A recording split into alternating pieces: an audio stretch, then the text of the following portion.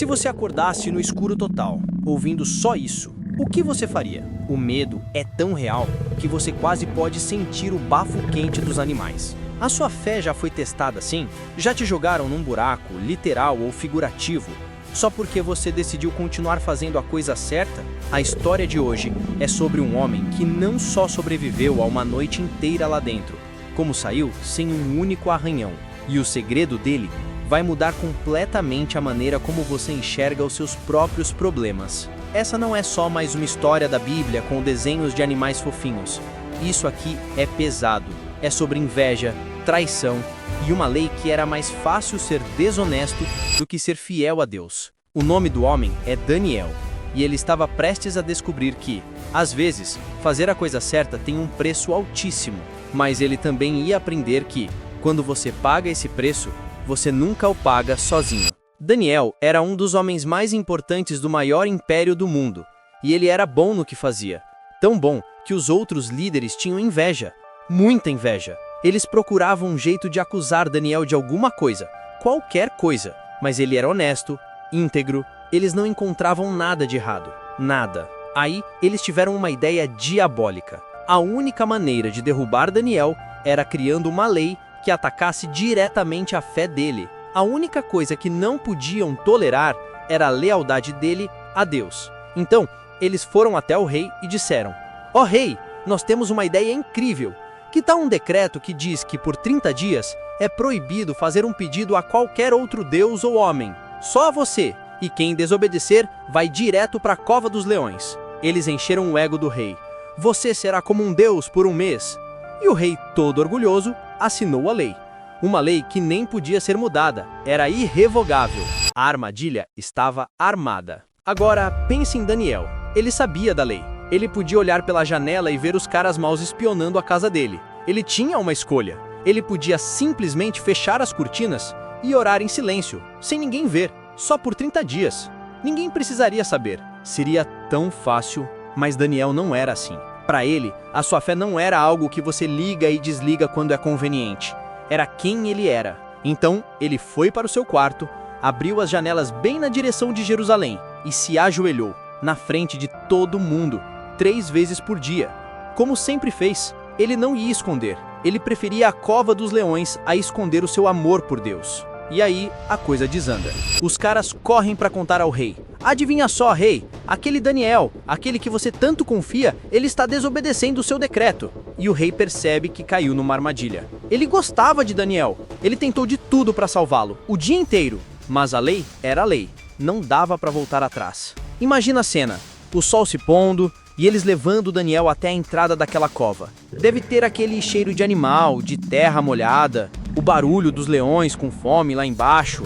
O rei, desesperado, olha para Daniel e fala: "Que o seu Deus, a quem você serve com tanta fidelidade, salve você." E então, eles empurram Daniel para dentro da cova e rolam uma pedra gigante na entrada, e o rei coloca o selo dele para ninguém abrir. O que você acha que Daniel sentiu naquele momento? O escuro total, o primeiro rosnado vindo de perto, o cheiro do perigo, a solidão, a pergunta que devia estar na cabeça dele: "Deus, cadê você? Eu tô aqui porque fui fiel a você, e agora? Você me abandonou?" Agora, vamos pausar um pouco a história aqui, porque é fácil a gente pensar que Daniel era um super-herói que não sentiu medo, mas ele era um homem de carne e osso como a gente. Ele sentiu frio na barriga. Ele tremeu, com certeza. A fé não é a ausência do medo. A fé é o que você faz apesar do medo. Daniel não foi salvo do medo. Ele foi salvo no meio do medo. Enquanto isso, lá no palácio, tem um rei que não consegue dormir. Ele não come, não ouve música, não quer saber de nada. A consciência pesada. Ele mandou um homem inocente para a morte. E de madrugada, ele se levanta e corre até a cova. Chegando perto, com uma voz trêmula, ele grita: "Daniel, servo do Deus vivo, será que o seu Deus, a quem você serve com tanta fidelidade, conseguiu salvar dos leões?" E da escuridão, uma voz soa. A voz de Daniel, clara e calma: "Ó rei, viva para sempre." Cara, imagina o coração do rei disparando de alívio. Daniel continua: "O meu Deus enviou o seu anjo e ele fechou a boca dos leões. Eles não me fizeram nenhum mal, porque fui considerado inocente diante dele, e também perante você, ó rei. Não cometi nenhum mal." Deus não tirou Daniel da cova na hora. Ele não evitou que a crise acontecesse, mas ele entrou na cova com Daniel. Ele se tornou a paz no meio do caos. Ele calou a fome dos leões. Às vezes, o milagre não é ser tirado do problema. O milagre é encontrar uma paz sobrenatural dentro do problema. O rei praticamente salta de alegria. Tirem ele daí! Rápido! E quando Daniel sobe, ileso, sem um único arranhão, a Bíblia não descreve, mas eu imagino o rei abraçando ele, olhando para ele de cima embaixo, incrédulo. Aí, o rei vira para os homens que armaram tudo aquilo, e a justiça acontece. Eles e as suas famílias são jogados na mesma cova. E a Bíblia diz uma coisa brutal. Antes mesmo que atingissem o chão, os leões os agarraram e os despedaçaram. Isso é pesado, mas mostra uma coisa. A mesma cova que foi um lugar de proteção para o homem de Deus, foi um lugar de destruição para os homens maus. O que define o resultado não é a cova, é quem você é e em quem você confia dentro dela. Então, qual é a moral da história? Não é que se você tiver fé suficiente, Deus vai sempre fechar a boca dos leões na sua vida. Às vezes, pessoas fiéis morrem por sua fé. A lição é que não importa qual seja o resultado, valeu a pena ser fiel. Daniel não sabia se ia ser salvo, ele só sabia que não ia trair a Deus. A sua obediência era inegociável. A sua cova dos leões pode ser a sala de aula onde zoam de você porque você é crente. Pode ser o grupo de amigos que te pressiona para fazer algo errado. Pode ser a solidão, a ansiedade, um medo que te paralisa. A promessa não é que você nunca vai cair na cova.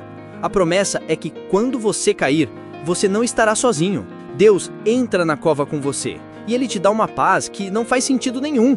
Uma coragem que vem do nada. A sua fé não é um escudo que impede os problemas de chegarem perto. É a certeza de que, no olho do furacão, existe um lugar quieto e seguro com o seu nome. Se essa história te fez lembrar que você não está sozinho no seu desafio, o próximo vídeo vai te mostrar como encontrar forças quando você se sente pequeno para enfrentar os seus gigantes. Vamos assistir juntos?